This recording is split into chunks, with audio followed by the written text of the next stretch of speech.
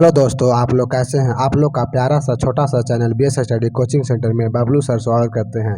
आज हम बिना समय गवाए हुए आप लोग को बताना चाहते हैं कि यदि मेरा पार्ट 1, पार्ट 2, पार्ट 3 यानी कि chapter number 1, chapter number 2, chapter number 3 का ऑब्जेक्टिव यदि नहीं देखे हैं तो आप जाकर मेरा प्ले लिस्ट में पहले नंबर ऑब्जेक्टिव देख लें, ताकि आपको चैप्टर नंबर 4 समझ में आएगा। चलिए बिना समय गवाए हुए अब हम आप लोग को चैप्टर नंबर 4 का वीवीआई ऑब्जेक्टिव पर लेकर आते हैं। इससे पहले मैं चैप्टर का हम इंफॉर्मेशन यानी कि हम इसे परिचय पहले कर लेते हैं। तो चलिए, चैप्टर है हमारा नाखून क्यों बढ़ते हैं। नाखून क्यों बढ़ते हैं, यह ललित निबंध है। इसका लेखक हमारे हजारी प्रसाद द्विवेदी जी हैं। चलिए हम तीनों वर्ड जो हम घेरे हैं, तीनों वर्ड को बारी बारी से समझाते हैं। पहला है कि नाखून क्यों बढ़ते हैं, हमारा पाठ का नाम है। ललित निबंध मेरा विद्या है। तो यहाँ पर क्वेश्चन बनता है वीवीआई कि नाखून क्यों बढ़ता है, इसका विद्या क्या है। तो हमें मारना है ललित निबंध। चलिए अब हम इनका लेखक को कैसे कहेंगे, हजारी प्रसाद द्विवेदी जी हैं। अब हम प्रूफ करवाते हैं आप लोग के, इसको ट्रिक से याद करवाने के लिए, ताकि आप लोग इसे नहीं भूल पाइएगा। तो देखिए, नाखून जो है से नाखून जो है से हमारा हजारों साल से बढ़ते आ रहा है। कितना, हजारों साल से। मेरा मैंने कि हमारा दादा परदादा सब चीज़ को छरदादा जा कहा जाए, मतलब आपका खानदानी है। नाखून बढ़ना मनुष्य का एक खानदानी पेशा है। मतलब ये कहा जाए हर मनुष्य का नाखून बढ़ता है। यह सहजाती प्रवृत्ति का है, यह बढ़ना ही बढ़ना है। तो चलिए हम नाखून अब यहाँ से कैसे याद रखें, नाखून क्यों बढ़ते हैं। इनका लेखक तो हजारी प्रसाद द्विवेदी, हजारों साल से मेरा नाखून बढ़ रहा है हम लोगों के बीच, मनुष्य के बीच। चलिए आगे हम चलते हैं कि इसे ललित निबंध ही क्यों कहें सर।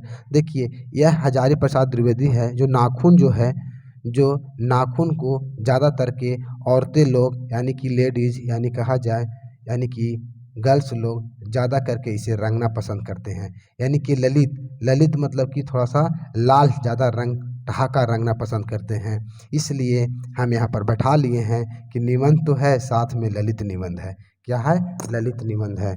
तो हमारा यदि अब पूछा जाए आपको से कि नाखून क्यों बढ़ते हैं, इसका विद्या क्या है, तो ललित निबंध मारिएगा। इनका लेखक कौन है, तो हजारी प्रसाद द्विवेदी जी हैं, क्योंकि यह नाखून जो है से कई सालों से बढ़ते हुए हजारों साल से बढ़ रहा है, इसलिए हजारी प्रसाद द्विवेदी जी। चलिए हम परिचय बता दिए, अब आपको हम ऑब्जेक्टिव पर सीधा ले चलते हैं। चलिए वीवीआई ऑब्जेक्टिव देखिए, नाखून क्यों बढ़ते हैं। पहला क्वेश्चन है कि नाखून क्यों बढ़ते हैं के निबंधकार कौन है। तो इसका आंसर हमारा हो जाएगा हजारी प्रसाद द्विवेदी जी। चलिए बिना समय गवाए हुए चलिए आगे की ओर चलते हैं। हजारी प्रसाद द्विवेदी ने साहित्य की किस विद्या में लेखन नहीं किया है। तो हमारा क्या हो जाएगा, कहानी। क्या हो जाएगा, डायरेक्ट हिट करेंगे, कहानी। चलिए कौन सी रचना हजारी प्रसाद द्विवेदी की नहीं है। अशोक के फूल, माटी के मूर्ति, वाणी भट्ट की आत्मकथा, हिंदी साहित्य का आदिकाल। तो इसका आंसर हमारा हो जाएगा कच्ची माटी की मूर्ति, ऑप्शन नंबर बी। चलिए क्वेश्चन नंबर 4, द्विवेदी जी ने निर्लज अपराधी किसे कहा है। तो नाखून को, चोर को, डाकू को, बदमाश को। तो इसका आंसर क्या हो जाएगा हमारा, नाखून को। ये नंबर हो जाएगा, क्या हो जाएगा, नाखून को। ये नंबर हो जाएगा। चलिए क्वेश्चन नंबर 5, काम सूत्र किसकी रचना है। हजारी प्रसाद द्विवेदी, पतंजलि, वात्स्यायन जी के या रामानुजाचार्य का। तो यहाँ इसका आंसर हो जाएगा क्या, वात्स्यायन जी का। क्या हो जाएगा, ऑप्शन नंबर सी, वात्स्यायन जी का। चलिए क्वेश्चन नंबर 6, महाभारत क्या है। उपन्यास है, कहानी है, शास्त्र है, पुराण है। तो इसका आंसर हो जाएगा हमारा, क्या आंसर हो जाएगा, इसका आंसर हो जाएगा हमारा, क्या हो जाएगा, पुराण हो जाएगा। यदि मेरे चैनल पर आप नया हैं तो मेरा वीडियो यदि अच्छा लगता होगा तो आप इसे सब्सक्राइब करना ना भूलें। ज़रूर सब्सक्राइब करें आपका, क्योंकि आपको हर वीडियो का नोटिफिकेशन सबसे पहले आपके पास पहुंच जाएगा, सब्सक्राइब कर दीजिएगा। तो चलिए छोटा सा रिक्वेस्ट है, आप वीडियो अच्छा लगता है तो हमें ज़रूर सब्सक्राइब कीजिए। चलिए, शिक्षक का अर्थ होता है, शिक्षक का अर्थ होता है मोम। क्या होता है, मोम। शिक्षक बहुत ही मुलायम की तरह। तो देखिए, साबुन थोड़ा सा उतना भी मुलायम नहीं होता है, महावर भी उतना नहीं होता है।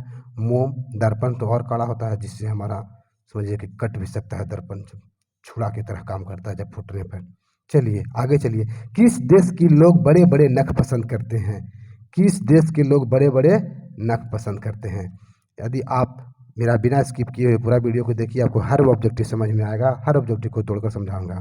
चलिए, गॉड के देश, कैके के देश, वाहिक के दोस्त या गंधार का, तो यहाँ आंसर हो जाएगा क्या, हमारा हो जाएगा गौंड के देश के लोग नख रखना, बड़े बड़े नख रखना पसंद करते हैं। चलिए, हिरोशिमा कहाँ अवस्थित है? देखिए, हिरोशिमा कहाँ अवस्थित है, तो ये किसने जानता है? हिरोशिमा पर परमाणु बम गिराया गया था, कहाँ है? जापान में है। डायरेक्ट हिट करने वाला क्वेश्चन है, इसे क्या हर कोई जानता है इसे। चलिए, ये प्रचलित क्वेश्चन है, ज़्यादा फोकस नहीं करना इस पर। चलिए, कौन छोटे नखों को पसंद करते हैं? कह रहा है कि कौन छोटे नखों को पसंद करते हैं, मतलब छोटा छोटा नख रखना, यानी नाखून को छोटा छोटा नख रखना पसंद करते हैं कहाँ के लोग? तो देखिए, ऑप्शन नंबर ए है, ऑप्शन नंबर ए है कि दक्षिणावर्त या प्रपौवर्त या मालव या मध्य एशिया। तो मध्य देशीय, तो यहाँ का आंसर हो जाएगा हमारा क्या हो जाएगा? आंसर नंबर ए हो जाएगा दक्षिणावर्त। ठीक है, दक्षिणावर्त। चलिए, क्वेश्चन नंबर 11 क्या कहता है 11 में कि हजारी प्रसाद द्विवेदी का जन्म कब हुआ? 1905 में हुआ कि 1907 में हुआ, 1909 में, 1911 में? तो इसका आंसर क्या हो जाएगा? 1907 ईस्वी में जन्म हुआ। चलिए, क्वेश्चन नंबर 12 हजारी प्रसाद द्विवेदी जी का जन्म कहाँ हुआ? स्थल पूछ रहा है, तो बताइए। समस्तीपुर बिहार, बलिया बिहार, बलिया उत्तर प्रदेश, इलाहाबाद उत्तर प्रदेश, इलाहाबाद उत्तर प्रदेश। तो इसका आंसर हो जाएगा, आंसर नंबर हमारा क्या हो जाएगा? आंसर नंबर सी हो गया, बलिया उत्तर प्रदेश। चलिए, कौन मनुष्य का आदर्श नहीं बन सकती? यानी कि कह रहा है कि कौन नहीं बन सकती? शेरनी, ऑप्शन में शेरनी, बंदरियां, भालू, हाथी। तो इसका आंसर नंबर हो जाएगा, आंसर नंबर बी हो जाएगा, बंदरियां कभी मनुष्य का आदर्श नहीं बन सकती। चलिए, देवताओं का राजा किन्हें संबोधित किया जाता है? कह रहे हैं कि देवताओं का राजा, बोल रहा है कि देवताओं का राजा किन्हें संबोधित किया जाता है? देवता के राजा ना, कहता है मनुष्य का राजा, इस देवता का राजा। तो हमारा ऑप्शन नंबर ए में है महादेव, विष्णु, इंद्र, ब्रह्मा को। तो हमारा आंसर हो जाएगा, इसका आंसर नंबर सी हो जाएगा, इंद्र का। यदि फिर से आपको हम कह रहे हैं, यदि मेरा आप यूट्यूब चैनल पर नए नए हैं तो आप मेरा इस चैनल को सब्सक्राइब कर लीजिए और बेल आइकन बटन दबा लीजिए, ताकि आपको हर नोटिफिकेशन का वीडियो समय टू समय अपडेट के अनुसार मिलते हुए रहेगा। चलिए, नख किसका प्रतीक है? नख मतलब कि नाखून किसका प्रतीक है? आपको बोल रहा है कि मानवता का, मनुष्यता का, ए और बी दोनों का, इनमें से कोई नहीं। तो देखिए, नख जो है सिर्फ पशुता का है, मानवता, पशुता, ए और बी दोनों, इनमें से कोई नहीं। तो इसका आंसर क्या हो जाएगा? बी नंबर हो जाएगा, पशुता। मानो कि जो नख रखता है वह पशु के समान होता है, कभी होगा पशु के समान। चलिए, आप लोग इसे जरूर देखें, वीडियो आपको जरूर समझ में आएगा, आप लोग यहाँ से वहाँ जरूर समझ में आएगा, देखते रहिए आपको। चलिए, आगे क्वेश्चन नंबर 16 पर आते हैं। पृथ्वी राज रासो किसका संपादन है? जो पृथ्वी राज रासो जो है से कोई लिखे हैं, तो किनका संपादन है? तो यह हमारा क्या हो जाएगा? ऑप्शन नंबर ए में दिया है हजारी प्रसाद द्विवेदी, दूसरा में मैक्स मुलर, तीसरा में सुमित्रानंद पंत, चौथा में नलिन विलोचन शर्मा जी। तो आप आसानी से इसको कह सकते हैं कि हमारा क्या हो जाएगा? ऑप्शन नंबर ए हो जाएगा, हजारी प्रसाद द्विवेदी जी हो जाएगा। चलिए, क्वेश्चन नंबर 17, क्वेश्चन नंबर 17 में बोलता है कि काशी हिंदू विश्वविद्यालय द्वारा हजारी प्रसाद द्विवेदी को कौन सी उपाधि दी गई? पद्म भूषण का दिया गया, पद्म भूषण का, अशोक चक्र का, विजय चक्र का, ज्योतिषाचार्य का। तो हमारा आंसर नंबर डी हो जाएगा, क्या हो जाएगा? ज्योतिषाचार्य को। हिंदू, देख रहे, काशी हिंदू विश्वविद्यालय द्वारा हजारी प्रसाद द्विवेदी को कौन सी उपाधि, उपाधि मतलब कि किसी चीज़ का किसी नाम से पुकारना, या तो यहाँ पर लिखा दिया गया है पद्म भूषण, ये सब पद है, ये सब क्या है जो मिलता है ना अवार्ड, वही है तुम्हारा। यदि कोई आप विजेता होते हैं किसी प्रकार से, आपको यदि भूषण से स्वीकारित किया जाता है, यदि आपको पुरस्कृत किया जाता है, जिससे आपको कहा जाता है, कहा जाए तो स्कूल में किसे मिलता है? यदि आपको कहा जाए तो यदि आप फर्स्ट लाते हैं तो आपको फर्स्ट प्राइज मिलता है, इस प्राइज की तरह यह दिया जाता है। ठीक है, यह पद्म भूषण से सम्मानित एक अच्छा पद है। ठीक है, चलिए, हर लेखक को नहीं मिलता है, जो जो अच्छे लेखक होते हैं जो उनको दिया जाता है, प्रधानमंत्री राष्ट्रपति द्वारा स्वीकृत किया जाता है पद्म भूषण ये सब वगैरह। चलिए, तो हजारी प्रसाद द्विवेदी को पद्म भूषण की उपाधि से सम्मानित किया गया, मतलब कि कब किया गया था। ठीक है, तो आंसर ऑप्शन में हो जाएगा 1953, 1957, 1959, 1961। तो इसका आंसर हमारा हो जाएगा 1957 ईस्वी में 57। चलिए 1957। चलिए ऑप्शन नंबर, अब क्वेश्चन नंबर 19, अशोक के फूल किसकी रचना है। देखिए अशोक का फूल, गुड़हल का फूल, ये सब यदि मिलता है तो आपका बेहिचक आंसर मारना हजारी प्रसाद द्विवेदी जी का। चलिए इसमें बिना समय गवाए हुए अच्छा क्वेश्चन था, आसान क्वेश्चन था। देखिए आपको फिर से आ गया कि ललित निबंध है, तो ललित निबंध कौन सा है इसमें से। मछली है, नाखून क्यों बढ़ते हैं, हजारी प्रसाद द्विवेदी जी, नौबत नौबत खाने में इबादत। तो इसका आंसर क्या हो जाएगा, देखिए ललित निबंध, यानी कि नाखून क्यों बढ़ते हैं, क्योंकि नाखून को रंगा जाता है। चलिए महिला लोग ज़्यादा रंगते हैं। चलिए दधीची की हड्डी से क्या बना था, क्वेश्चन मार्क। बोल रहा कि दधीची जो था उसका हड्डी से क्या बना था। ऑप्शन नंबर तलवार बना था, त्रिशूल बना था, इंद्र का ब्रज बना था, कुछ नहीं, देखिए इसमें से कुछ भी नहीं। तो ये हम कह दें कि इंद्र का भगवान बना था, जो देवताओं का राजा माना जाता है। उन्हें इंद्र भगवान का जो ब्रज होता है, जो हाथ में उनका ब्रज के रूप में रहता है हाथ में, वही इंद्र भगवान का जो हाथ में ब्रज रहता है, वही ब्रज जो था वह दधीची का हड्डी का बना होता है। ठीक है था। चलिए क्वेश्चन नंबर 22 कह रहा है कि पुराने का मोह सब समय वांछनीय ही नहीं होता, किस लेखक की पंक्ति है। यह कह रहा है कि पुराने का वांछनीय क्या होता है, समय वांछनीय ही नहीं होता, किस लेखक की पंक्ति है। तो ऑप्शन नंबर देता है, ऑप्शन नंबर ए में देता है मैक्स मुलर, दूसरा में रामविलास शर्मा, तीसरा में हजारी प्रसाद द्विवेदी, अशोक वाजपेयी। तो इसका आंसर हो जाएगा हमारा क्या, सी नंबर हो जाएगा, हजारी प्रसाद द्विवेदी जी का है यह पंक्ति। चलिए अच्छा पंक्ति है। अगला देखिए पंक्ति है, कह रहा है कि सब पुराने अच्छे नहीं होते और सब नए खराब नहीं होते। यह पंक्ति किनका है, यह अच्छा पंक्ति है।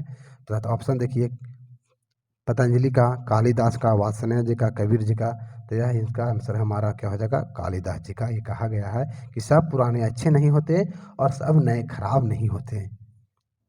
चलिए यह पंक्ति कालिदास द्वारा कहा गया था। चलिए सहजाति वृत्तियाँ किसे कहते हैं, सहजाति वृत्तियाँ किसे कहते हैं। अस्त्रों के संचयन को, या अनजान स्मृतियाँ को, या स्वर के बंधन को, उपयुक्त में से सभी। तो इसका आंसर हो जाएगा, आंसर नंबर हमारा बी हो जाएगा, अनजान स्मृतियाँ को बोला जाता है सहजाति वृत्तियाँ। ठीक है। चलिए क्वेश्चन नंबर 25, हजारी प्रसाद द्विवेदी से किसने पूछा था कि नाखून क्यों बढ़ते हैं। पहले में यह बता दिए कि उनकी लड़की पूछा था उनसे कि बताइए पिताजी की नाखून क्यों बढ़ता है, और यह नाखून जो है से एक लड़की पर ही लिया गया है, उसकी बेटी पूछी थी, और यह ललित निबंध है। बार बार आप लोग कह रहे हैं, तो यह क्या होगा, लड़की ने। चलिए फिर से आपको कह रहे हैं कि यदि मेरा यूट्यूब चैनल पर आप नए हैं तो आप हमें सब्सक्राइब जरूर करें। यदि वीडियो अच्छा लगे तो लाइक भी करें, शेयर भी करें अपने दोस्तों के साथ, ताकि आपको हर वीडियो आपके समय के अनुसार मिल जाए। चलिए क्वेश्चन नंबर 26, नाखून क्यों बढ़ते हैं पाठ में बूढ़े ने सबसे बड़ी चीज़ किसे माना है। तो पहला ऑप्शन देता है कि प्रेम को, क्रोध को, भय को, घृणा को। तो देखिए नाखून बढ़ाना एक प्रेम को, सबसे बड़ी चीज़ प्रेम को माना है, जो है हजारी प्रसाद द्विवेदी, जो उनको पर कहा गया है कि वो सबसे ज़्यादा प्रेम से माने गए हैं। ठीक है आगे क्यों चलते हैं। हिंदी साहित्य का आदि काल के रचनाकार हैं नलिन विलोचन शर्मा जी, हजारी प्रसाद द्विवेदी जी के, या देवेंद्र नाथ शर्मा जी, या मैक्स मुलर जी। तो इसका आंसर हो जाएगा हमारा क्या, Hazari Prasad Dwivedi, option number B हो जाएगा। चलिए क्वेश्चन नंबर 28, द्विवेदी जी को आलोक पर्व पर कौन सा पुरस्कार मिला। प्रेमचंद्र पुरस्कार, कुमारन आसन पुरस्कार, या ज्ञानपीठ पुरस्कार, या साहित्य अकादमी पुरस्कार। तो ऑप्शन नंबर डी हो जाएगा, क्या हो जाएगा, साहित्य अकादमी पुरस्कार। चलिए कितने वर्ष पहले का भारतीय नाखूनों को जम के संवारता था। बोल रहे हैं कितने वर्ष पहले जो भारत के लोग थे से बहुत ज़्यादा नाखून को संवार कर रखते थे ताकि उस पर रंग बिरंग के नाखून पर पेंट करते थे, देखने में अच्छा लगे और उसे अपना एक धूमधाम की तरह उसे बहुत ज़्यादा मतलब बहुत ज़्यादा उसे प्रेम लगा के रखते थे। कितने वर्ष पहले? 1000 वर्ष पहले, 2000 वर्ष पहले, 500 वर्ष पहले, 200 वर्ष पहले, तो 2000 वर्ष पहले हो जाएगा ऑप्शन नंबर बी। चलिए इस क्वेश्चन का लास्ट क्वेश्चन है। इस क्वेश्चन में 30 वीवीआई क्वेश्चन हम अपने तरफ से लिए हैं। यदि आप लोग को वीडियो अच्छा लगेगा तो ज़रूर इसे शेयर करें, सब्सक्राइब करें। हजारी प्रसाद द्विवेदी जी की मृत्यु कब हुई? अब हम लोग मृत्यु के कगार पर कहा गया तो मृत्यु कब हुई? 1979 दिल्ली में, 1984 अजमेर में, 1989 उत्तर प्रदेश में, 1994 कानपुर में। यदि इसका आंसर क्या हो जाएगा आप लोग देखिए, इसका आंसर हो जाएगा ए हो जाएगा। क्या हो जाएगा? ए हो जाएगा 1979 में। आप लोग के हम थोड़ा सा बता देते हैं कि 10th लेवल तक में कि जिनका जन्म अधिकतर लेखक का हम देखें, जिनका जन्म यदि उत्तर प्रदेश में हुआ है तो उनका मृत्यु दिल्ली में ही हुआ है, राजधानी में। उत्तर प्रदेश में जिनका जन्म हुआ है अधिकतर लेखक का, उनका मृत्यु भी दिल्ली में हुआ है। तो आप लोग थोड़ा सा इसे भी ज़रूर याद रखिएगा, आपको शायद कभी काम दे।